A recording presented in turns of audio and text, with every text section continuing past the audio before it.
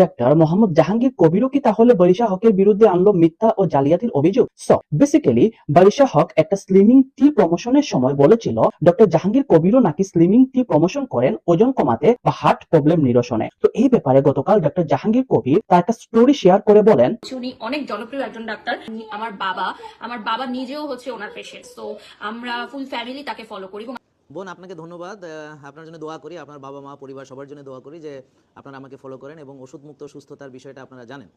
আপনারা দেখেছেন তিনি নিজেই তার পেজ থেকে স্লিমিং টির প্রমোট করছেন এবং স্লিমিং টির পাশাপাশি তিনি দৈনিক হাঁটা, এক্সারসাইজ, জিম সবকিছুকে প্রমোট করছেন। সো এখন যে কথাটি আপনি বললেন প্রিয় বোন, হয়তো আপনার জানার ভিতরে কোনো ভুল আছে, হয়তো আপনি নিজে জানেন না অথবা আপনাকে ভুল ইনফরমেশন দেওয়া হয়েছে। আমার যে সত্যিকারের পেজ, অর্থাৎ যেখান থেকে এই যে ভিডিওটি যাচ্ছে প্রিয় বোন, এখানে দেখবেন যে আমি কোনো স্লিমিং টি, স্লিমিং জুস বিক্রি শুধু করি না তাই না, এটার প্রমোশন করি না, কিচ্ছু না। আর এতদিন যেটা আপনি জেনেছেন সেটা হলো সব ফেক পেজ, যেখান থেকে তারা প্রমোট